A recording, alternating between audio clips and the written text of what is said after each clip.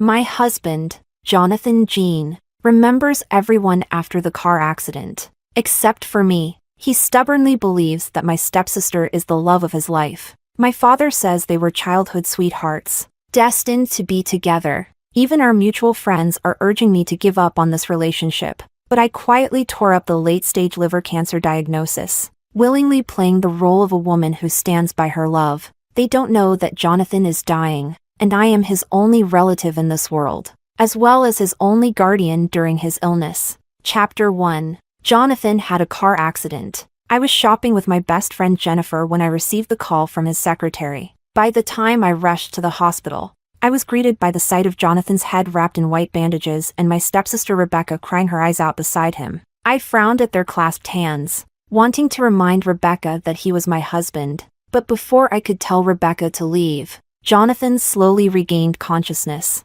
His eyes roamed around the room before landing on Rebecca in front of him. The atmosphere in the room became intimate. He gently wiped away the tears from the corner of Rebecca's eyes with his free hand, as if I, his rightful wife, did not exist. My heart ached deeply. 5 years of marriage had long since faded the passion of youth. Although we couldn't maintain the initial romance, we still respected each other and lived harmoniously. He had never treated me like this in front of others, completely disregarding my feelings. But considering he had just been in a car accident, I chose to swallow my bitterness and softly asked, "Jonathan, are you feeling any discomfort?" Only then did Jonathan turn his head to look at me, asking in confusion, "Who are you?" I nearly lost my balance, staring at him in disbelief. Had he lost his memory? But judging by his interaction with Rebecca, it didn't seem like amnesia. I approached the bed cautiously and tested the waters. "I'm your wife, Celeste. Don't you remember?" "Impossible. The only person I love is Becky. How could I have married another woman?"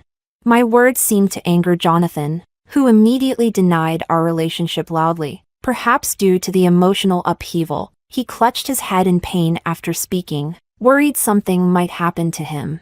I called for the doctor without delving deeper into his relationship with Rebecca. After a few minutes of examination, the doctor reached a conclusion. To avoid agitating Jonathan, the doctor called me into the office and announced the results with a sympathetic tone. Jonathan had lost his memory, but only regarding me. Then he handed me a diagnosis report, pointing to a few figures inside, and informed me that Jonathan was in the late stages of liver cancer. He had at most 6 months to live, and I should prepare myself for that. In that instant, I felt as if I had fallen into an ice cave, my heart skipping a beat. Jonathan and I had been together for over a decade, from having nothing to where we are today, going through all sorts of ups and downs. Even though he now forgot about me and believed he always loved Rebecca, the undeniable truth was that he was my husband, my closest person in this world. I walked out of the doctor's office in a daze, stood in the hallway,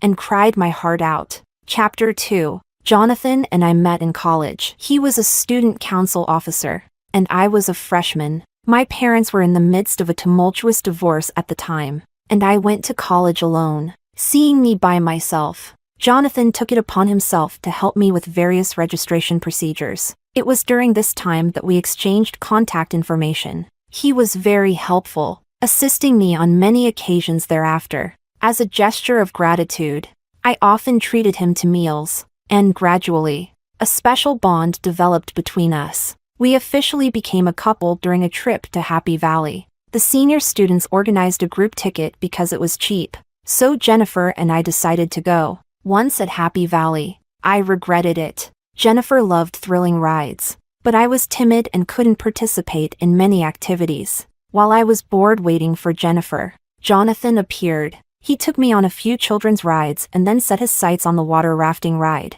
I still remember that day vividly. As the boat reached the highest point, I closed my eyes in fear. Then, a warm hand pulled me into an embrace. Feeling his heartbeat near my ear, I instinctively clung tightly to Jonathan. When the splashing water hit our raincoats, Jonathan's confession came from above me. "Celeste, will you be my girlfriend?" I looked up to see his raincoat fluttering in the wind, his hair soaked, and love filling his eyes like the rippling water. Resonating within me, my heart raced. I wasn't sure if it was from the ride or Jonathan's confession. Acting on impulse, I buried my face in his chest and softly replied, "Okay." We eventually graduated from college and joined the same company. After working for a few years, we decided to quit and start our own business, capitalizing on the live streaming trend, and our company grew steadily. Once the company stabilized, our families began urging us to get married. On the day we received our marriage license, both families planned to have a meal together in advance, but our first real meeting was in the morgue. A car carrying 5 people was hit by a drunk driver and was sent flying. My mother, Jonathan's parents, and his grandparents all died that day. Jonathan and I became family that day, and we also became each other's only family. Now, is fate trying to take away my only family as well? In the bustling hospital, my quiet sobbing attracted some attention. Soon, I saw 2 familiar figures in the crowd, my dad and my stepmother. They seemed to be looking for me specifically and walked straight toward me. I wiped away my tears, not wanting them to see my vulnerability, but it seemed they were here to mock me, hitting me where it hurt right away. I heard Jonathan lost his memory and doesn't remember you. He likes our Becky now, so you should know better and divorce him. Hearing the word divorce, I abruptly looked up at them. During the accident, only Jonathan survived. He had just woken up less than half an hour ago, and I had just learned the test results. My dad and his family lived in the south of the city, while the hospital was in the north. The commute time alone was more than half an hour. Moreover, Jonathan and I hadn't had any contact with them for years, so there was no way they could have found out while visiting Jonathan. Why were they so sure Jonathan had lost his memory and forgotten me? How did they get here so quickly?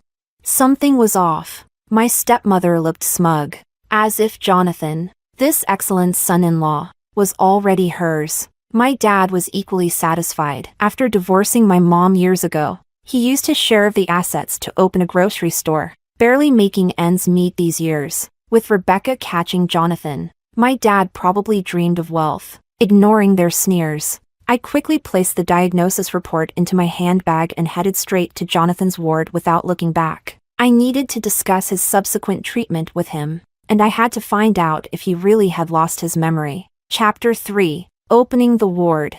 I saw Rebecca feeding Jonathan. I frowned, looking at the tender exchange between their eyes. If I remember correctly, Jonathan injured his head in the accident, not his hands. Catching my gaze, Rebecca's eyes quickly reddened, tears threatening to fall, making her look pitiful. She stood up and nervously explained, "Sister, I was just feeding Jonathan because he was hungry. If you mind." At that moment, I didn't want to compete with her for Jonathan's attention. His condition was the most important thing. I immediately interrupted her. "Miss Zhang, I want to speak to Jonathan alone." But Rebecca wrung her hands, her eyes anxiously darting to Jonathan, seemingly troubled by my words. "Enough." Jonathan cut off my words. The usually composed and reserved Jonathan had reddened eyes. Ignoring the 4 in his hand, he got up from the bed and embraced Rebecca. In his eyes was a disgust I had never seen before,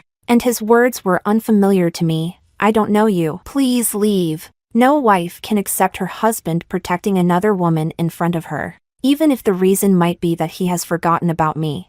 I tried to control my anger and stay calm. Jonathan's health was the priority. "Jonathan, I am your wife. I came to discuss your illness with you." Jonathan thought I was referring to his amnesia and dismissed it casually. "Becky has already explained our relationship to me. But now, the only person I love is Becky. Let's get a divorce." The man in front of me became a stranger, reminding me of the first time I discovered Rebecca's existence. Our company was already on track at that time, but socializing and drinking were inevitable. Once, I drank so much that I had a stomach hemorrhage. Jonathan, distressed for me, advised me to become a full-time housewife. I spent 3 days in the hospital on an 4 drip, weak and frail, seeing him equally exhausted from taking care of me. I agreed without hesitation. Later, while cleaning, a double photo fell out of an album. Jonathan was hugging a girl. They looked very compatible. The photo was covered in dust, showing no signs of being touched for a long time.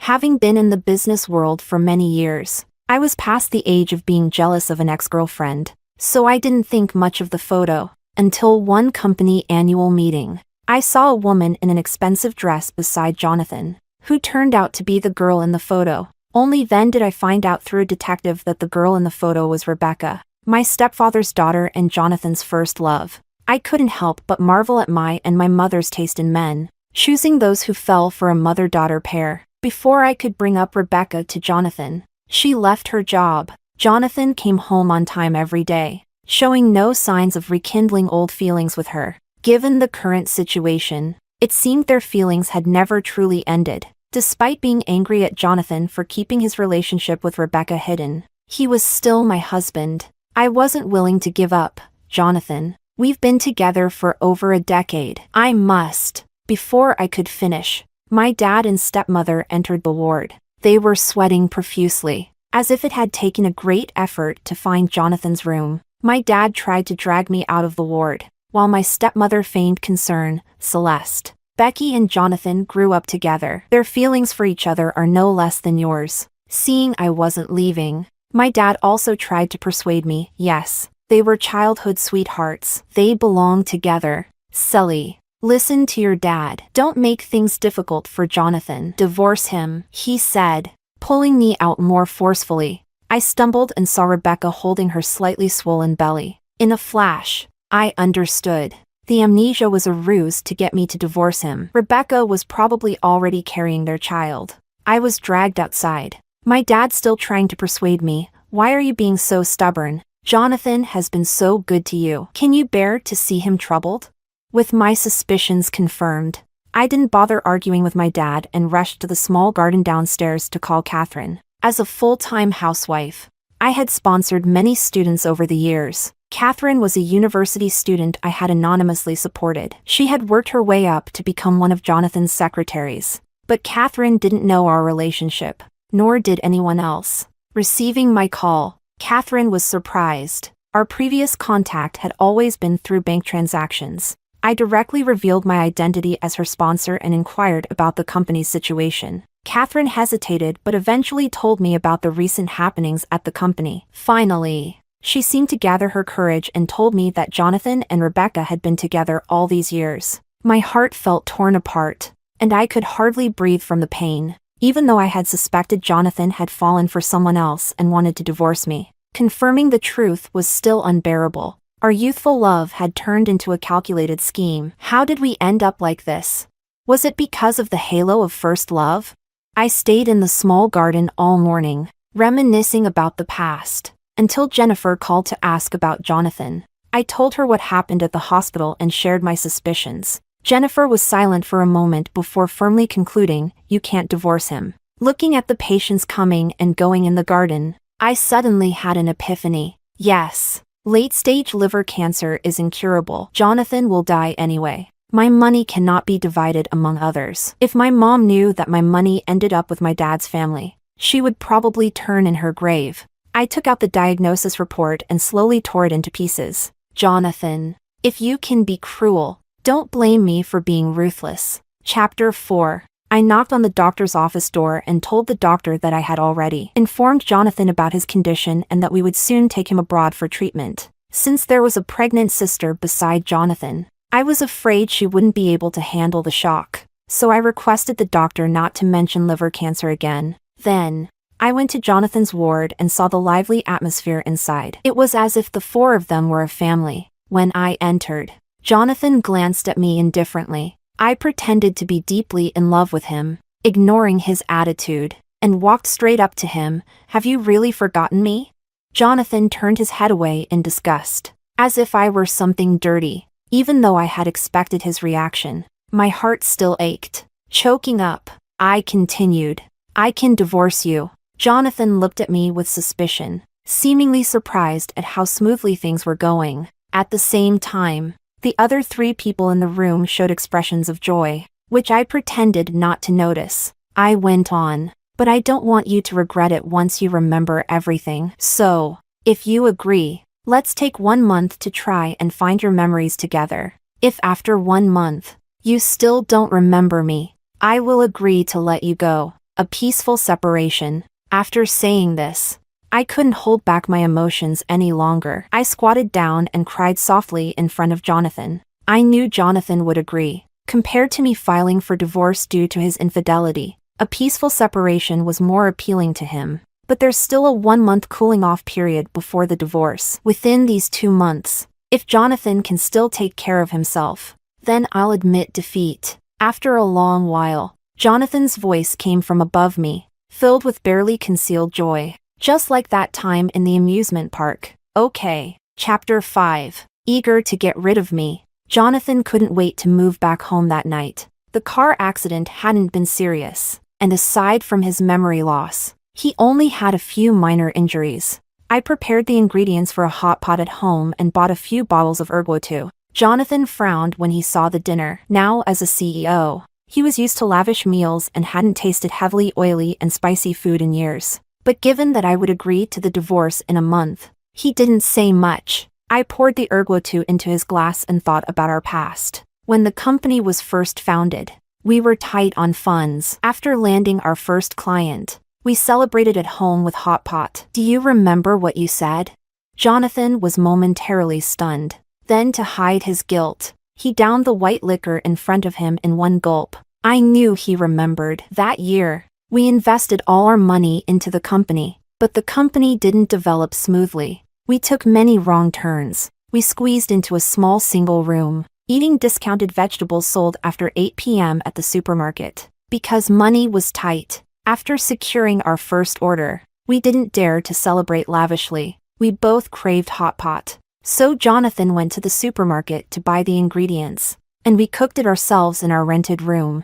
I still remember him continuously drinking the 5-yuan ergot in front of him, giving me all the meat in his bowl without eating a piece himself. Back then, he said he would give me the best of everything. Now, it seems those were just drunken words. I refilled his glass, put more meat in his bowl, and reminisced about our years together. Jonathan didn't dare look me in the eyes. But due to our agreement, he couldn't leave. He drank in silence all night. When Jonathan finally passed out on the table, I helped him to bed and took a suggestive photo. I immediately posted it on my social media, visible only to my dad. Sure enough, Jonathan's phone rang shortly after. Rubbing his forehead, Jonathan answered the call. He reassured Rebecca gently for a while before hanging up. Perhaps Rebecca said something, because Jonathan eventually got up, leaned against the wall, and went to sleep in the guest room. As he walked past me, I deliberately waved my hand,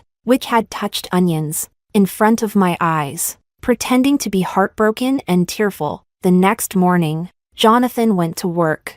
I took the opportunity to contact the private detective from back then to investigate Rebecca's family. Within the morning, the detective sent me information about Rebecca's recent life. It turned out that after the party years ago, Jonathan had kept Rebecca hidden away, playing the role of a secret lover. They had been together for 3 years, and Rebecca had just found out she was pregnant 2 days ago. That's why Jonathan was so eager to divorce me, to give Rebecca a legitimate status. The car accident was also part of the plan, designed to ensure Jonathan could divorce me smoothly. Looking at the evidence the detective provided, I felt numb. Jonathan had been with her all along, and I had no idea. No wonder he came home so late every day, using the excuse of not disturbing me to sleep in separate rooms. He had been keeping himself chaste for Rebecca for years. The irony is, I thought Jonathan was being considerate of me. I paid the detective a large sum of money to continue tracking Jonathan. The next day, Catherine called to tell me that Rebecca had been appointed as the administrative manager and had arranged for several of her relatives to join the company. When I heard the names of these relatives, my nails dug deep into my flesh. How dare he? I had told Jonathan about my family background, how my dad's relatives bullied my mom every time my parents fought. He couldn't possibly not know. The company we painstakingly built required employees to at least have graduated from top universities. Yet among this group, the highest qualification was a junior college degree. Rebecca herself hadn't even graduated from secondary school. Chapter 6. Suppressing my anger. I drove to the company. After taking a walk around the company, I discovered that most of my familiar colleagues had left, and the remaining ones didn't dare to look at me. Seeing the swaggering relatives, My temples throbbed with anger. I pushed open the office door of the HR manager, only to find him drinking tea with Rebecca and Jonathan. The HR manager, Michael, was a college friend of both Jonathan and me. He stood up awkwardly as soon as he saw me, ignoring his expression.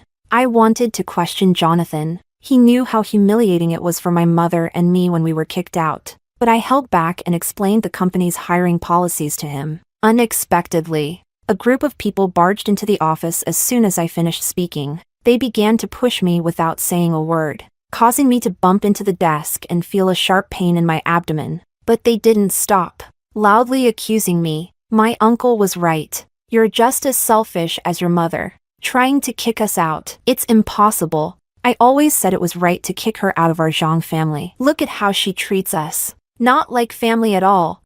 Becky is so much better. She always thinks of us first. Unlike a certain ungrateful person, surrounded by accusations. I looked to Jonathan for help. I then realized Jonathan wasn't even looking at me. He had his hand protectively over Rebecca's belly, fearing I might harm the child inside her. In the end, it was Michael who noticed my cold sweat and came to my rescue. He took me to the hospital, and after confirming I was fine, he tried to persuade me kindly. Since Jonathan had forgotten me, I should agree to the divorce to preserve the last bit of dignity between us. I just smiled without replying. Then I called Jennifer, asking her to quietly investigate Catherine and find out as much as possible. For the next month, I continued reminiscing with Jonathan and occasionally adding stress to his liver. I thought I could get through the month peacefully with Becky, but something happened the day before we were supposed to go to the Civil Affairs Bureau. Chapter 7. When Rebecca came to see me with her pregnant belly,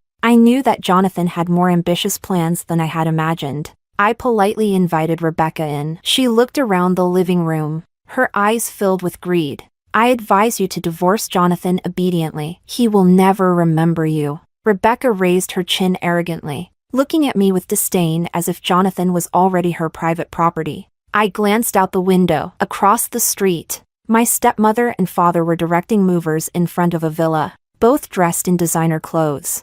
They looked radiant, their expressions mirroring Rebecca's. Suddenly, a smile tugged at my lips. I sat down on the sofa, amused. This woman was still as foolish as ever. I really wanted to see her reaction when she learned the truth. If you're so confident, why bother warning me? I picked up the coffee on the table and took a sip. When I looked up again, Rebecca's smile was gone, replaced by a look of hatred in her eyes. She suddenly rushed forward, knocked over the coffee, and then threw herself onto the ground with all her might. Blood began to flow along with her groans, staining the carpet red in a matter of moments. At that moment, my stepmother burst into my house with the movers, pointing at me and shouting, "You vile woman, can't have your own child, so you want to harm my grandson." I was stunned into silence by the scene in front of me. Rebecca, in order to frame me, was willing to kill her own child. Chapter 8. Hospital. Rebecca was wheeled into the emergency room, and my father slapped me across the face. "You're just as vicious as your mother. If anything happens to that child, you'll pay for it." Holding my burning cheek, I looked at my father in disbelief. I never thought that this man, who had been weak his entire life, would hit his own daughter for Rebecca. Years ago, because he was seen as an honest man, my mother married him without much thought. But his honesty meant he was often bullied at work. Even after working for over 20 years, he still earned the lowest salary. Despite living off my mother's breakfast shop, he insisted on helping his relatives. When I was 18 and needed money for college tuition, my mother refused to lend money to his relatives for medical bills. This small act of refusal turned into great resentment, and the next day, people from our village came to urge my parents to divorce. In her anger, my mother decided to leave with me, taking nothing with us. Since then, I hadn't contacted him, not even when my mother passed away. Now, he dared to hit me. I immediately slapped him back, hard, and threatened him fiercely. "If you dare to hit me again, I'll file for divorce in court tomorrow. Not only that, but I'll also file to reclaim the marital property. You can forget about living in that big villa. Don't think I'm a pushover. I'm not afraid of you. I just don't want to stoop to your level." I put all my strength into that slap, knocking my father to the ground. He lay there, stunned. Seeing this, my stepmother forgot about Rebecca in surgery and lunged at me. I didn't dodge. Instead, I kicked her away. Both of them lay on the ground in ridiculous positions. Just then, Jonathan arrived after hearing the news. He helped them up and then turned to me, frowning and scolding. They are your elders. After all, apologize to them. Elders? They were nothing but a pack of wolves. I had to make them pay. Before I could say anything, my stepmother grabbed Jonathan's hand and tearfully complained, "Thomas, don't let her get away with this." Becky was pushed to the ground by her, and she lost a lot of blood. The doctor said the baby might be gone. In an instant, my stepmother's eyes turned bloodshot. Her face twisted with rage, as if she wished I were dead. A dark look flashed in Jonathan's eyes. He patted my stepmother's hand reassuringly. "Don't worry, Auntie. I will make sure Becky gets justice." Then he glared at me, warning me with his eyes. "You better pray nothing happens to Becky, or I won't let you off." I glanced at the closed doors of the operating room and interrupted him. "She fell on her own. It has nothing to do with me." Jonathan frowned deeply and then harshly reprimanded me. "Celeste, not everyone is as cold-blooded as you. This was our first child, a living being." I looked at him deeply but said nothing. We were supposed to have a child once, at the beginning of the company's founding, but it was bad timing, right when our future was uncertain, and we were overwhelmed with work. I was working so hard that my periods became irregular. Because my periods were often late, we didn't know about the pregnancy until we lost the baby. Back then, Jonathan didn't blame me. Instead, he felt sorry for me. When the company was short-handed, he let me rest and recover. We never managed to have another child after that, and the miscarriage had always been a sore spot in my heart. I didn't expect Jonathan to bring up the subject of children today to emphasize the importance of Rebecca's unborn child. If that child had lived, he would be in elementary school by now. Indeed, after all these years, Jonathan still knew where my pain lay. Seeing me subdued, my stepmother thought she had an opportunity. She immediately made a demand, according to the agreement.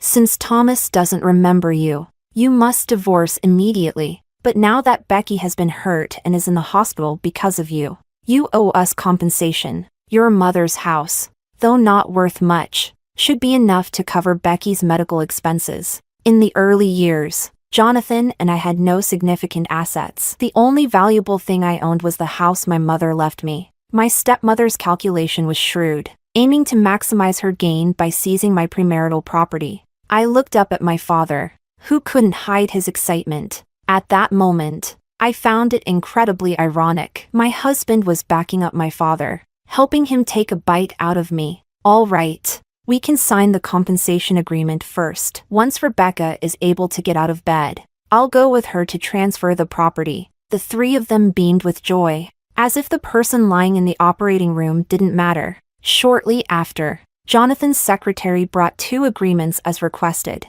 One was the divorce agreement between Jonathan and me. The division of assets was unfair, but I glanced at the operating room and said nothing. Signing my name, the agreement would take effect a month later, on the day we received the divorce certificate. The other agreement was for compensating Rebecca. Effective immediately, Rebecca could come with me to transfer the property at any time. After signing both agreements, Rebecca was wheeled out of the operating room. Upon learning that she had indeed lost the baby, I felt a mix of emotions. Chapter 9. The next morning, as soon as I stepped out of the house, I had a bad feeling. Better safe than sorry. I immediately hired 2 bodyguards. With them flanking me, I left the house with a heavy heart. I hadn't expected my fears to be confirmed so soon. A van began following us as soon as we left. Fortunately, the bodyguards were reliable, and we quickly managed to shake off the trailing van. My mind raced as I tried to figure out who might have hired someone to follow me. Whoever it was a dangerous sign for me. When we finally reached the Civil Affairs Bureau, I found Rebecca and Jonathan already waiting. As soon as I stepped out of the car, a strong force pulled me back inside. Before I could react, the car door was smashed and deformed. The van had rammed into us. They were trying to kill me. My mind went blank, and I started shaking uncontrollably, nearing a state of shock. When I finally got out of the car, the van driver had already been subdued by the bodyguards. The air was thick with the smell of alcohol. I looked at the driver, and his snarling face began to merge with a memory. It was Samuel, the drunk driver who went to prison years ago. My mother and Jonathan's family had died under his wheels, and now he was trying to use the same method to kill me. Why? I didn't even know him. The police investigation back then had found no connection between our families and him. Why did he want to kill me? What benefit was there in killing me? As I pondered this, I suddenly turned to look at Jonathan. His face, sallow from liver cancer, showed hatred and frustration, but no surprise. I remembered the helpless look on Jonathan's face outside the court. His eyes red as he asked me, "Why can't a murderer pay with his life?" It turned out he had never given up on getting Samuel to pay with his life, even if it cost me mine. Seeing Jonathan standing there motionless, my heart suddenly calmed. He had never intended to divorce me. He wanted to inherit everything after my death. But why pretend to have amnesia? With such poor acting skills, he couldn't have fooled me. Or perhaps he never intended to hide his fake amnesia from me in the first place. Unable to make sense of it all, the police arrived. As the police handcuffed Samuel, Jonathan walked over. He handed a USB drive to the police, saying, "I want to report Samuel and Rebecca for attempted murder." This is the surveillance footage from the hospital room. Rebecca's face turned deathly pale. She looked at Jonathan in disbelief and said, "You set me up?" Jonathan remained indifferent, looking at her with nothing but disgust. He coldly said, "It was you who gave up on me first. How dare you ask me to marry you after I became successful? Just because my mother refused your unreasonable demands, you had your lapdog kill them. All these years, I've been waiting for a chance to bring you to justice. Finally, I've got it. Do you think I pretended to have amnesia out of love? Did you really think I had fallen for you?"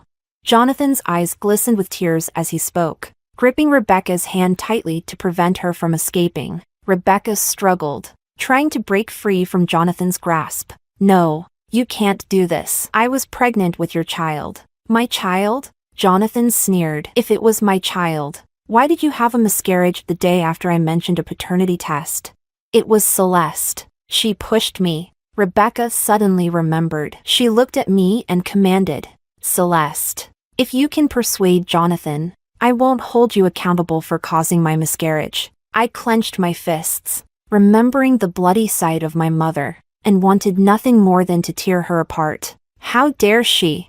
Those were 5 living, breathing lives, before Rebecca could be taken away. I stepped forward and slapped her. Then I whispered in her ear, "Don't worry about it. For extortion and blackmail, that house is worth $3 million. That's enough to put your mother behind bars for 10 years. Rebecca stared at me with wide eyes. She knew that if her mother went to jail, she was finished. She began to shout hysterically, "Celeste, you bitch. You'll die a miserable death." Seeing me walk towards the police, she broke down in tears, trying to shift the blame. The miscarriage was an accident. Jonathan is the real mastermind behind all this. I told him to divorce you immediately, but he said you wouldn't agree easily. That's why he pretended to have amnesia to fool you. He's the one who told me that turning the spouse's property into inheritance was the plan. Realizing something, she abruptly turned to Jonathan. "Did you never plan to divorce her? Was the amnesia just a way to keep me in line?" "You." Before Rebecca could finish, Samuel suddenly lunged forward, choking her violently. "Didn't you say it was that little bitch who caused my son's miscarriage?" "Rebecca, you whore. I went to prison for you for so many years, and now you want to dump me for real? I won't let you get away with this." Chapter 10. Since there was no direct evidence linking the accident to Jonathan, he was not detained. By the time Jonathan and I finished giving our statements, it was already midnight. Jennifer was waiting in the car with the 2 bodyguards. "I'll write my will as soon as I get back. If I die, I'll leave my company shares to Director Hahn and donate all my other assets to charity. You won't get a penny." Director Hahn was the 3rd largest shareholder in the company after Jonathan and me. If I died, Director Hahn would inherit my shares, and the company would be under his control. If Jonathan still wanted the company, He wouldn't be able to harm me. Jonathan pressed his lips together, not surprised by my decision. It seemed he had already prepared himself the moment I learned the truth. As long as you give me the shares, I won't want anything else. I shook my head, disagreeing with his terms. He might not even realize how terrible he looked after staying up all night. His illness must have worsened recently. I didn't mind adding fuel to the fire. We didn't have time to register the divorce today, so Jonathan and I agreed to go first thing in the morning. Watching his departing figure, I turned and walked toward Jennifer. Jonathan, there will be no tomorrow. The moment you handed over that USB drive, your fate was sealed. I didn't go home but instead took Jennifer and the bodyguards to an apartment complex. The complex was mostly dark, with only a few scattered lights waiting for those who came home late. Before dawn, a group of people arrived outside the complex. Upon closer inspection, I saw it was my father and his relatives. After waiting for about 4 or 5 minutes, I took out the information Jennifer had helped me gather. The file contained only a photo and an address. The woman, with a pregnant belly, leaned closely against the man, their eyes filled with tenderness and love for each other. That address was where we were now standing. An hour earlier, I had sent the address to my father with a note saying that if Jonathan forgave Rebecca, I would too. As expected, they brought people to force Jonathan into forgiveness. After living together for so many years, I knew how my father's relatives operated. When words failed, they resorted to threats. This morning would be Jonathan's life and death moment. I stood at the entrance of the complex for about 30 minutes before I heard the sound of an ambulance. As the paramedics loaded the patient into the ambulance, Jennifer and the bodyguards kept the others at bay. Facing Catherine's shocked expression, I smiled at the doctor and said, "I'm the patient's wife. Let's go." Chapter 11. Jonathan is the person who knows me best in this world, and I am the person who knows him best. I always thought Jonathan wanted to provoke me into divorcing him quickly so he could give Rebecca's child a legitimate status. When I received Catherine's call, I was indeed infuriated. However, while waiting at a red light, I suddenly recalled Catherine's resume. Coming from a poor background, yet resilient and determined, she ranked in the top 10 in the city for the college entrance exam that year. After graduation, she joined Jonathan's company directly. An extremely outstanding young woman. Moreover, I had seen her photo. She was a natural beauty without makeup. Jonathan, who could abandon his heavy and spicy food preferences to match his status, would never be attracted to a useless woman like my stepsister. Even I couldn't figure out what about her could captivate him. Over the years, many people tried to latch onto Jonathan, but he rejected them all. If it was just the halo of a first love, Jonathan wouldn't have bent over backward for her to the point of bringing her relatives to work at the company, especially since my mother once tried to help these relatives find jobs, but they only wanted to take it easy. Now, it was even more impossible for them to change their ways and work hard at the company. And with my stepsister's character, how could she tolerate the presence of someone like Catherine around Jonathan for years? It seemed my stepsister and her relatives were just tools to provoke me. As for what role Catherine played in all this, I had no idea. When I arrived at the company, I specifically took a tour to see if Catherine was being threatened. But when I finished my tour, I found that Catherine's workstation was already empty. That's when I realized Catherine had lied. I played it smart and didn't go to the private investigator from back then. Instead, I asked Jennifer to help me investigate Catherine. The results were surprising. Catherine owned a property worth $30 million. Even though Catherine's salary at the company was substantial. Given her background, she couldn't have afforded such an expensive house. After several days of surveillance, Jennifer's friend finally made a discovery. He captured photos of Jonathan and Catherine together. That's when I realized the person who destroyed our marriage was the poor student I had sponsored. The private investigator I hired had long been bought off by Jonathan, so I decided to play along and wait for Jonathan to make his move. After all, he didn't have long to live, and I was just waiting to send him to the hospital. I initially thought he merely wanted to make me give up and divorce him quickly, but when my stepsister fell, I realized Jonathan had bigger plans. In the hospital, Jonathan never once glanced at the operating room. There was even excitement in his eyes. This was also why, when I felt uneasy the next morning, I immediately hired bodyguards without hesitation. When he reported Samuel, I knew he intended to use Samuel to kill me. He never planned to divorce me. He wanted my inheritance. Through his fake amnesia, he gradually provoked me, hoping I would retaliate against Rebecca, thereby making Samuel come after me. But I didn't react as he expected. Instead of going crazy and targeting Rebecca in my rage, Jonathan had to act himself. Samuel's old case had passed the statute of limitations, making it impossible to reopen it. Years ago, Rebecca had persuaded Samuel to drive drunk and kill. If Jonathan could convince Rebecca again,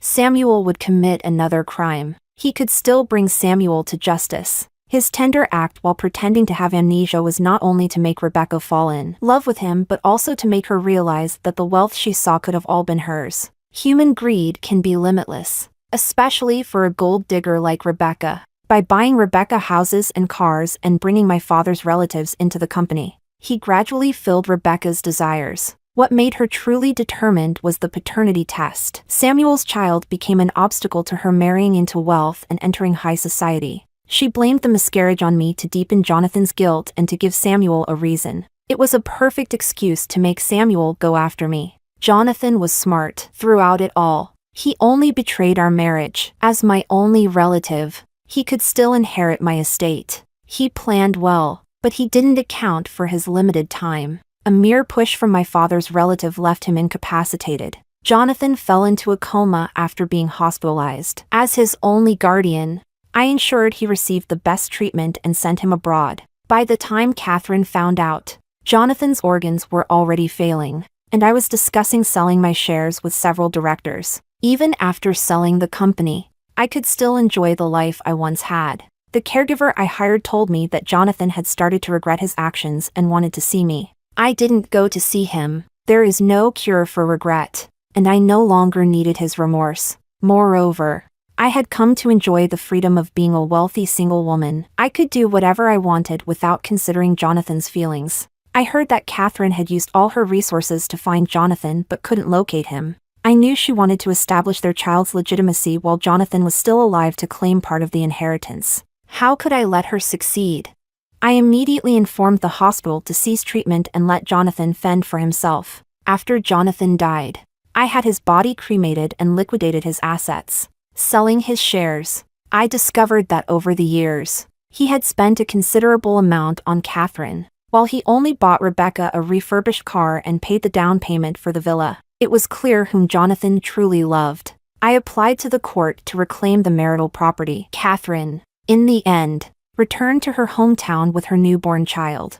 I didn't make things difficult for her. When Mr. and Mrs. Jean were alive, they treated me well. So I considered this leaving a legacy for the Jean family. As for my father's family, after recovering the down payment, they came to me with the compensation contract. I immediately had my bodyguards and lawyers block them and sued them for extortion and fraud. After noticing Jonathan's odd behavior, I had installed hidden cameras in my home, which captured Rebecca's staged performance. The contract was evidence of their fraudulent scam. Jonathan knew the loopholes in the contract, but he didn't stop me. It seemed he hated everyone around Rebecca and wanted my father's family in jail as well. Seeing my stepmother beat and kick my father after I mentioned the fraud charges, shouting, "Look at the daughter you raised. Not only did she get our Becky into prison, but she also wants us in there too."